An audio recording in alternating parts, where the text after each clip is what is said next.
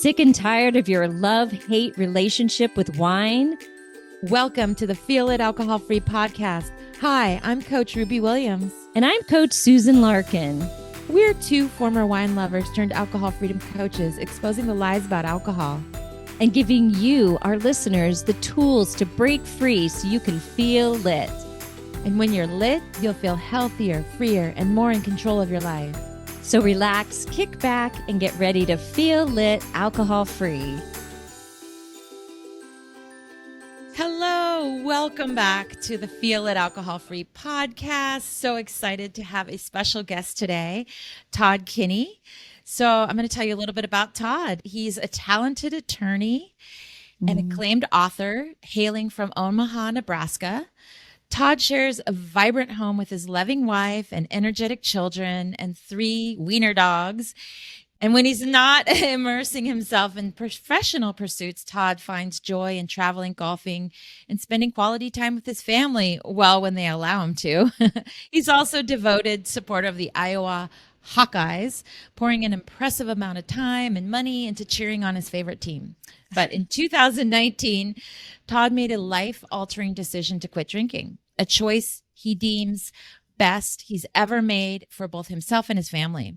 So his journey and struggles and triumphs are vividly captured in his memoir, I Didn't Believe It Either, One Dad's Discovery That Everything is Better Without Alcohol, published in 2023. So this is a heartfelt and insightful book that shares Todd's path to sobriety and the profound lessons that he learned along the way. So welcome, Todd. Welcome. Thank you. It's good to be here. Good morning. Good morning. Hello. So we'll just start it off with, do you want to share a little bit about your life before making the decision to quit drinking and maybe your turning point? Yeah, I'd love to hear your story.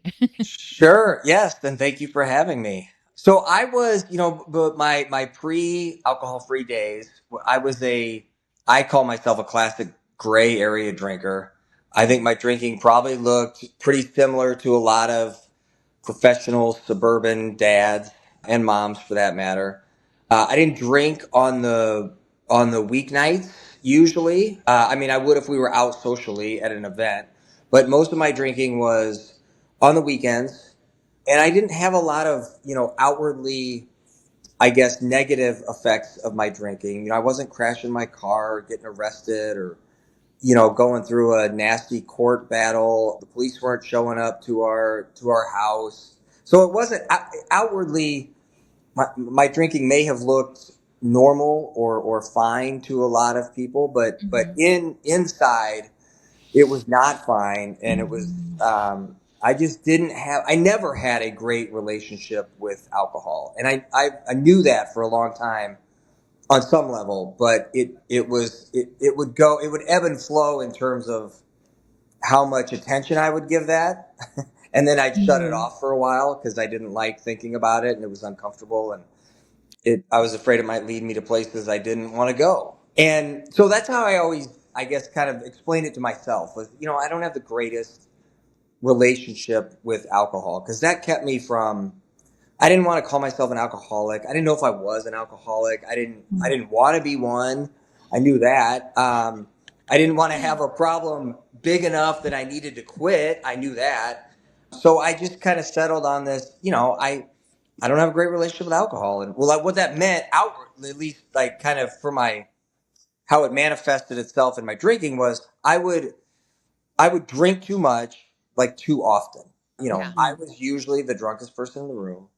I would often tell myself I was going to have X number of drinks, and then I'd have X plus 6 number of drinks. And so I constantly felt this inability to control what I wanted to control. It was very common for me to wake up on a Saturday morning and, feel the shame and embarrassment and regret that is so common for people with drinking issues. But why did you let this happen again? I'd have to tiptoe around my wife to see if I had pissed her off. And that dance got old eventually. I'd have to wonder if I made an ass of myself or if I said something embarrassing or if I did everyone notice that I was the drunkest person in the room? Or, the beating myself up and why can't you get a handle on this? And why did you let this happen again? And, I seem to be able to kind of succeed in most areas of my life, but this one I constantly failed at. Mm. And the other part of my drinking was when I wasn't drinking, I was constantly thinking about it. Yeah. It would, I mean, my week would at the beginning of the week, I would know, like, when is my next drinking opportunity coming? And what kind of drinking opportunity was that going to be? Was it going to be one where I could really cut loose? And in that case, I'd really look forward to that. And was it going to be one where I had to, like, hold back? And in that case, that would annoy me. And, I'd look at our weekend schedule and figure out when we'd have, kids' activities. And I'd plan my drinking around that. And Right. if Saturday morning we had to get up early, then Friday night I might take it a little easy, but then that gave me an excuse for Saturday night, if we didn't have to get up early on Sunday, to really cut loose on Saturday. And everything revolved around, when can I drink, how much. And so if I was either thinking about it, I was either doing it, or I was recovering from drinking. That's so much like energy and like brain space. Yeah. And I Oh, really relate to that, Todd. Yeah. Yeah, Todd, I relate to your story so much. It's like I'm the female version of you. Like, yes, I'm successful in every area. Yes, I only drink mostly on the weekends, maybe starting Thursday night, but yeah, oh my gosh. And looking outwardly like there was no problem, but it's that inner knowing. yeah. And then trying to ignore that voice, like, go away, Oh my Yeah, God. and you think at least I did, I thought I was the only person on the face of the earth that had this inner Me conflict going. too. I Me mean, too. yeah, Yeah. I really did. I thought I was the only one that woke up in the morning and immediately was like, why did you do that again? Yeah. And the shame spiral and the embarrassment and the anxiety. I thought I was the only one. I thought I was the only one who was experiencing that. I felt And you're so right. alone. Yes, yes. You feel like you're on an island. And who can you talk to? Oh, you can either go to AA meetings, or there's so much more now out Yeah. there for support and community. But like back then, it even just 5 years ago, I'm 5 years alcohol free. You and I, or all of us, we have 2019, I think, is our alcohol free Yeah. day or Yeah. year or whatever. But was there like a turning point that made you decide to quit, or did something happen, or what happened? So yeah, yes and no. It was like there was a final straw, but it was also a very slow, gradual kind of run up to that final straw. And the gradual run up was a lot of, like, I always tell people, I didn't have a spectacular flame out rock bottom, but I had a lot of nudges along the way, and some of the nudges were more forceful than others. But what started that process was my kids getting old enough where I started thinking about what they were seeing and understanding with adults drinking that they saw, including mostly me. But I started to realize that they were around adults, drinking a lot. they they saw that a lot. Our social life was centered around drinking. Yeah. And for me, that meant usually, drinking too much. And so when my oldest started to, our two oldest are like 18 months apart. And so they were getting young teenage aged. And I knew they knew when I was drunk. I knew they knew when other adults were drunk. And it started to kind of weigh on me just how much exposure to this that they were getting. And I started to wonder, like, I don't know if is that what we want to put in front of these kids all the time? I don't know if that's the best example to show them. And again, this was like my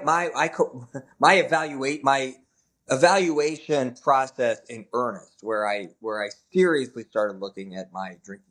It was a 6-year period. Yeah.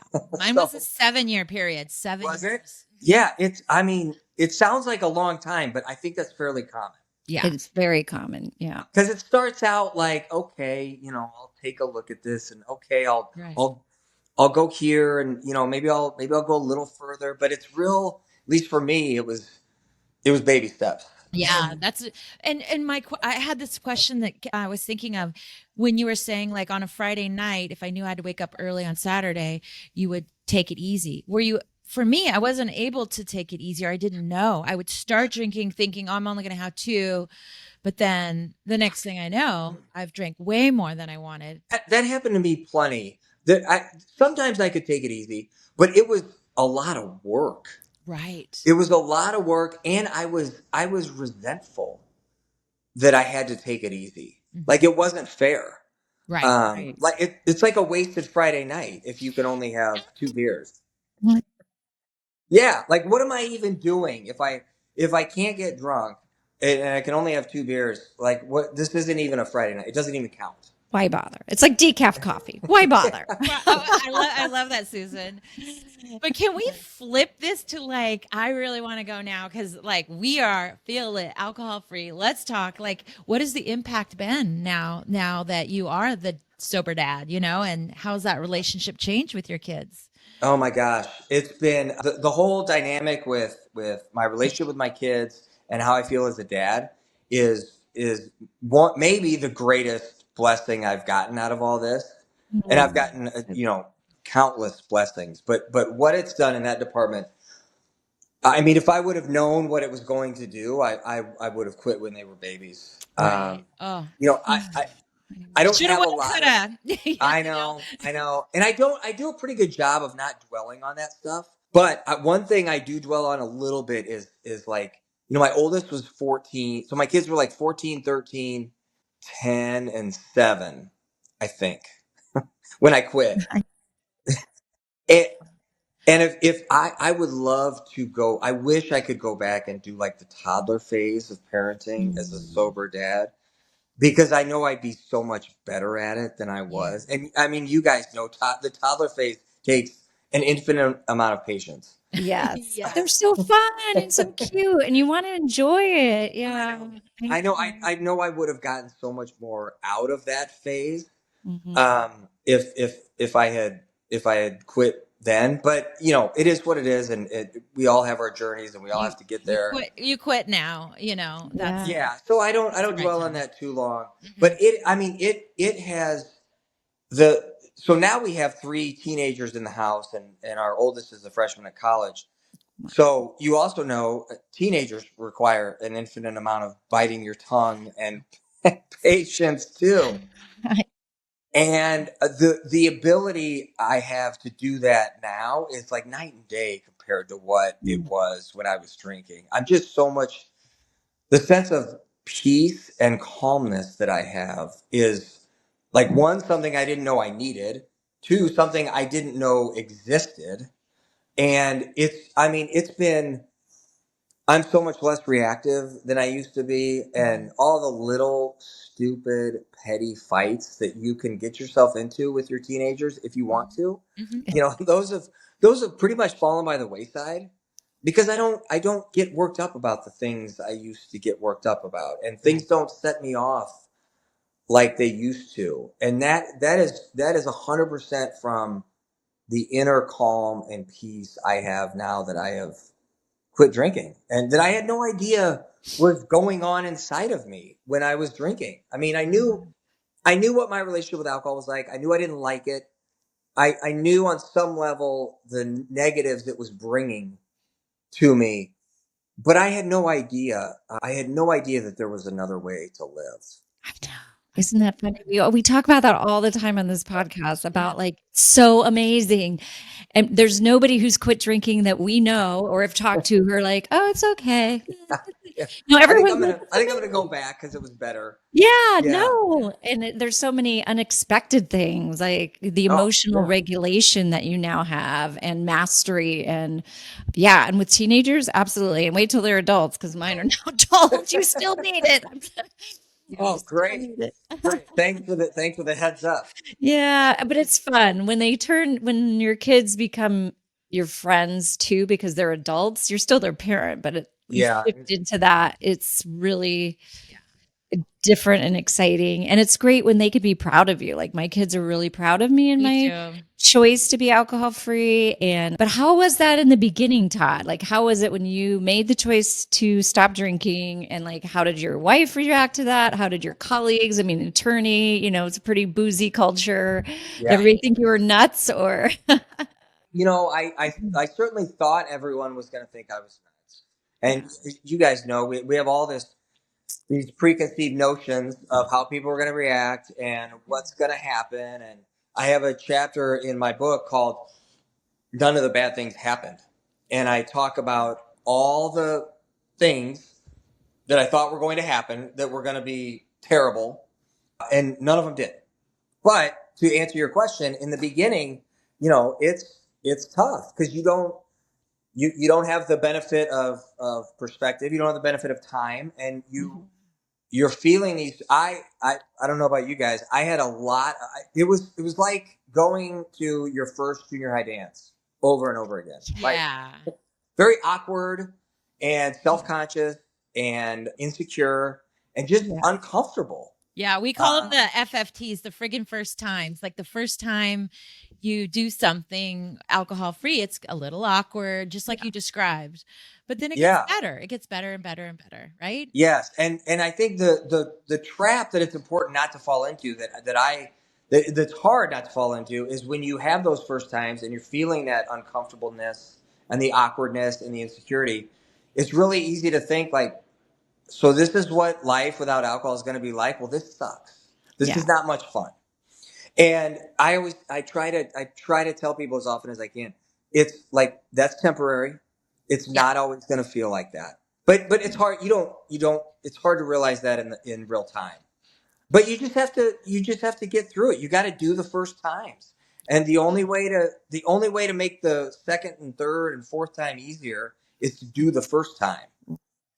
Mhm. And so, I to some extent, because this is kind of my personality, I kind of just wanted to jump into some of those first times just to get them over with and to know that I could do it. And because I knew that it was never going to be tougher than the first, it was never going to be tougher than the first holiday or the first vacation or the first work trip. Yep. It was All of never going those. to be tougher than that. And so if you can get through that, then that gives you some momentum to get through the rest. And you're right, it does get easier and it gets more comfortable. And now you couldn't like all the life events like the vacation and sporting events and your kids' ball games and work travel, all the things that I thought I would never want to do without alcohol or wouldn't be very much fun without alcohol. I enjoy so much more now I the sober know. version than We I keep did before. saying that, and it's like, but all of our clients, everybody has to experience it themselves. But I'm Yeah. like, it's truly more fun, and it truly is. So you just have to Well, and experience it. Yeah. that sounded insane to me when Mhm. 5 years ago. I would have, if you would have told me that I would feel like that now, I would have bet you a lot of money that you would be wrong, and I would have lost that bet. I would, But you want to save so but much money not drinking, right? yeah, yeah. But it's hard to see. One of the things that blows my mind most about this whole experience is that it flipped something on its head for me. Like uh, a life, the idea of enjoying a life without alcohol more than a life with alcohol was so foreign to me and so Right. unbelievable to me. And then now going through it and knowing what it's brought me and how much better it is, it's just kind of, I don't, it's made me question a lot of things. I, Wow. I don't, whenever I think that would never happen or no way, I don't think that stuff as much anymore because I said that about a life without alcohol at one time and I was dead wrong about that. And I was as certain as you could be that I was right about it. Oh yeah. Yeah, our brains, we believe like the sky is blue. We believe it. But when you look at the sky, it also has all the colors, right? But we just can't see that. I kind of like look at that. Todd, this is just I'm so relating to every single thing. So what about your lawyer friends though? I'm so curious. Like you hear, like I hear, like the bar, it's like the lawyers are yeah, a boozy group, as Susan was saying, in general, is what I've heard. Yeah. Yes. No, it's true. And I think the statistics out there are that, lawyers are like 30% more likely to have alcohol issues than the general population. So it's a thing. Yeah, it's funny. I was somewhat lucky in that, 2000 I quit in October 2019. So the following March was when COVID hit. Yeah. That obviously shut everything down. So I didn't have probably the number of work events or work things that I would have had to navigate normally as a newly sober person, which probably helped.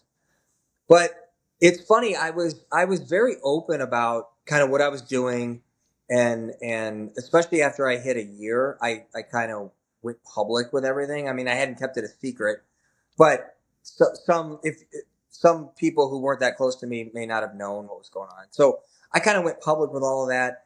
But work, and I wrote the book obviously, and put a lot of embarrassing stuff in there. But work was kind of the last category of, I guess, where I felt comfortable, like really sharing. Um, and I don't know why. Well, I do know why. I remember when I made the decision to quit, I was really worried. I thought I would lose clients because I didn't drink, or clients wouldn't want to work with me. And I remember the first kind of client interaction I had where it was gonna come up was I had a mediation out of town with a client I knew fairly well, and I had I had traveled with this client before.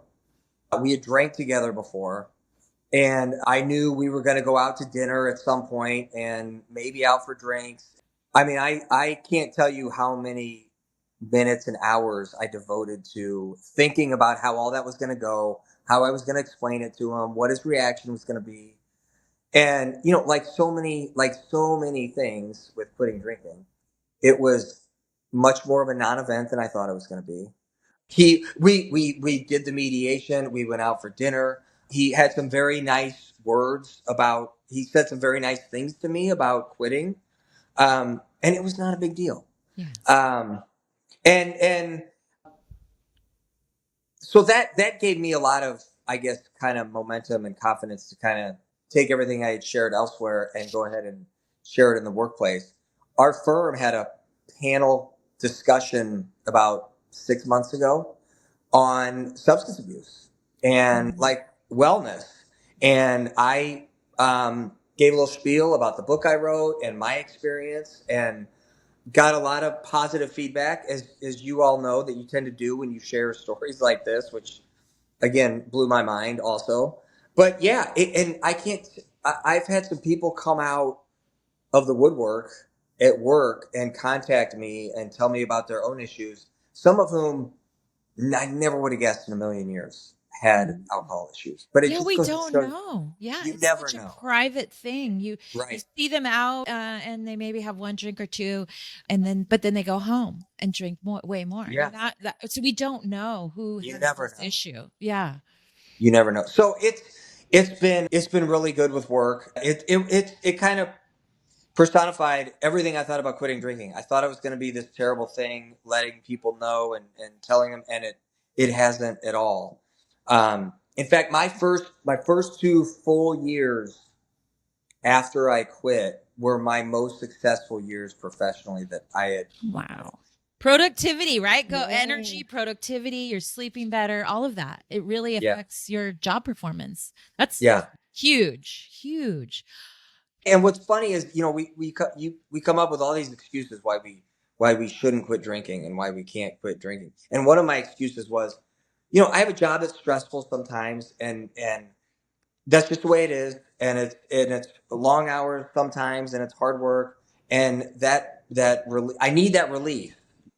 And I'm not going to be as good at my job if I don't have that relief, which is such bullshit.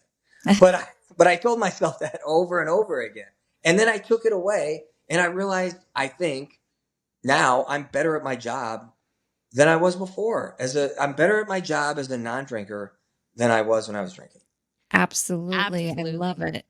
And so, how can we shift that to where a client wouldn't want to work with you if you were a drinker? Because I think about that all the time, knowing that how many doctors drink and surgeons. And I think, oh, if I had surgery, would I want to know, does my surgeon drink on a regular basis? Is he going to be drinking the night before he's doing surgery on me at 6 a.m.? Like, Yeah. as a consumer, we could shift this around by actually wanting alcohol-free people to do business with that we're paying. I want an alcohol-free lawyer. I want an I do alcohol-free too. I don't surgeon. Yeah, you want to be on your game. Like, you Right. said, you're just so much sharper. You feel so much better. You're showing up, with all of, you're not foggy and all. Yeah. Yeah. So that's pretty cool. I think that could be, and pulling it into the wellness conversation. I love how businesses are doing that. And by successful businessmen like yourself being vulnerable in this area just opens it up for other people and opens that conversation up in corporations. I'm working with This Naked Mind and a corporation that's doing that in his business and in a couple of other businesses where they're doing a 30-day dry January and then having these conversations. And he's like the CEO of this company and he shared his story. And it's just, but it blows the doors off because, like you said, alcohol is no respecter of persons. We don't know what goes on behind closed doors. And I hear from all, clients, why can't I drink like everyone else, like all my friends? And I go, you don't know how they drink. We don't know what people do behind closed doors. I looked like a normal, quote unquote, 2 glass of wine lady to everyone out in public too, So yeah. So it's so wonderful that, being willing to write your book, to put your story out there, to open the conversation, to come on podcasts, talk about it. Yeah. It just sets more and more people free and allows people to think, oh, I'm not the only person that has this inner voice saying, you probably drink too much, and maybe I could listen to it and everything's going to be okay. In fact, better than okay, right? Right. Yes. I And think it's what makes the world go round. When you've been through something and you can turn around and help, whether it's by telling your story, by doing whatever. I just think that's what makes the world go round. That's what helped me when I thought I was on an island and I realized I wasn't the only person who had these issues with alcohol. That was so helpful. And so I just feel a pull to help as many people along the way who want to be helped because it's it's something that I am 100% certain someone won't regret if they decide to quit drinking, and I'm also 100% certain it will change their life for the better. And their families' lives and their kids' lives. I am just so proud of you for being this vulnerable and writing the book. And it, just like Susan said, and I mean, and you shared it here, one of my main reasons is to help children. And like, even that part of your story, like, I wish I would have, stopped drinking when my kids were toddlers. Like, if we can help someone else stop drinking when their kids are toddlers or their kids are toddlers. Because my vision was, my son was already older, but like, am I going to be a grandma that's just laying on a couch? Yeah. And I didn't want that. I want to be vibrant and, living and playing with my grandkids, or that kind of a grandma. So yeah, I love it. I just had someone from our firm email me this past week and say, I just found out you wrote a book. I'm a new dad, and this is a topic that's kind of on my mind. And so I'm going to get your book and I'm going to read it. And I said, that's awesome. And I said, I'm telling you, I was like, if I knew now if I had known then what I know now, I would have quit as a young dad, and I wish I would have. But you gotta. I don't. People have to. People are going to get there on their own pace, and Yeah. there's nothing you can do about that. And that's just the way it works. But the kid thing was so huge to Yeah. me. I'm so glad you got to share that. Well, this is the time in our podcast where we ask the question, and it's my favorite part, and Susan's too, I think. But what do you do, Todd, to feel lit alcohol free? What do you do in your life to just feel good? So can I give you two things? Oh, So So I don't know if you guys have found this. I since I quit drinking, I love sunrises, Mm. and I will. I in fact, I'm look at the other side of my office is a picture of. In fact, it's on the cover of my book. It's a picture of a sunrise in Lake Tahoe that was like one of the. It was almost like a religious experience when I saw this. I was like about 2 years sober, and I will seek out. I was in Lake Tahoe with my wife, and I got up at like 5 a.m. to drive a half hour to this spot to watch the sunrise in wow. Lake Tahoe, and it was unbelievable. I was like, this isn't. I was like, what's going on with me? Like, this is not. I've never had a reaction like this to a sunrise. But I love to seek out sunrises if I'm in another city or somewhere where I can find a spot to watch a good sunrise, and I get so much joy out of that. That's another thing. If you had told me if you had told me 5 years ago you're gonna start like loving sunrises, I would have been like, what are you talking about? Because sunrises mean hangovers, brain fog, not wanting to get out of bed, right? Yeah. Yeah. Yeah, I don't know. Yeah, it makes me really grateful this decision that I made. Mhm. And it's something I love doing. So that's one thing. Yeah. What's number two? Um, and the other thing is, I was thinking about this the other day. This still blows my mind, and I hope, 5 years out, and it's still blowing my mind. I hope this never stops blowing my mind. But I am constantly amazed at the amount of gratitude I feel. One, for making this decision, but just for the life that I've found since I made it. And and I thought, like, it's something I'm grateful for every single day. Like, there's not a day goes by that I don't at some point during the day have a thought, I'm so glad I quit drinking. Mhm. Wow. And I Me thought, too. this is like we did something that brings an unending stream of gratitude into our lives. Like, who wouldn't sign up for that? I just love that that's part of, again and again. That's, you mentioned like so many unexpected surprises. I had no idea that that was going to be part of this, but it is, and that's such a blessing to have something in your life that, no matter what is going on, no matter how bad your day has been, there's a source of gratitude that's there because of a decision you made 5 years ago. I just Oh, love that. I love that. Wow, Thank I you for love that. sharing that. Oh my gosh. Yeah. It's Todd, beautiful. that It's was so beautiful. beautiful. Oh, it's been so wonderful to hear your perspective. And I just hear the whole time you're talking, I'm like, oh, soundbite, soundbite, soundbite. Just, talking about the blessings, like you said, of not drinking and the gratitude and yeah, I love the sunrises. Yes. Yeah. Yeah, I Yeah. was like not in my head the whole time. Like sunrise, mornings, morning person, Oh, love it. the mornings were one of those things that like got me through some of the early times. I've always been a morning person, but I started to love the mornings so much when I stopped drinking that, I mean, I'd start at like Friday at 5 p.m. I'd start looking forward to Saturday morning. Uh, and Isn't and that funny? Oh my gosh. yeah, Yeah, it's so cool.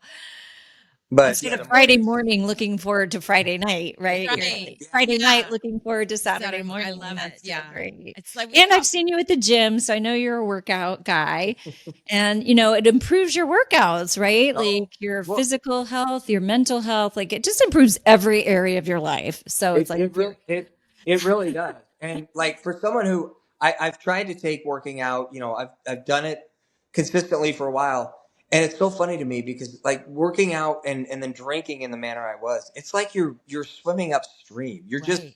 You're just putting obstacles in your way that don't need, you're cutting off your progress Totally. at a certain point that just doesn't make any sense. No, it doesn't. I've worked out hungover, in my drinking days, and it was just like, this does not, this just doesn't feel good. It doesn't make sense. Yeah, it's just like completely negating any positive Yeah. benefits. So, Yeah, we did a whole episode on that too. So the negative effects of drinking alcohol and then working out. Well, if our listeners want to learn more about you or connect with you, yeah, I mean your book is on Amazon. It's called I Didn't Believe It Either. One Dad's Discovery That Everything is Better Without Alcohol. So you can get that on Amazon. But what else can they do to connect with you, Todd? So I'm on Instagram Okay. at tkinney111, and the website is toddkinney.com. Okay. mhm. But I always tell people my email is tkinney111@gmail.com. Okay. I love it when people reach out either about the book or otherwise. Don't be shy if anyone wants to reach out. And I'm always, I mean, I meet with people on a fairly regular basis just who want to talk about maybe quitting drinking. And it's one of my favorite things that I do. I always make time for it. I always enjoy it. It makes me feel good. Hopefully it's helpful to the other person, but I love doing it. So anyone wants to reach out, feel free. Yeah, and we'll put the That's links in the amazing. show notes. Yeah, thank you so Yes. much, Todd. Yeah. All those links. Yeah.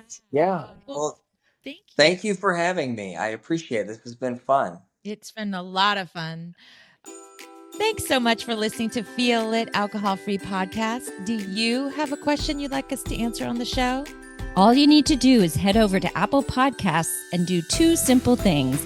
Leave a rating and review telling us what you think of the show. And in that review, ask us any questions you have about breaking free from wine or living an alcohol-free lifestyle. That's it.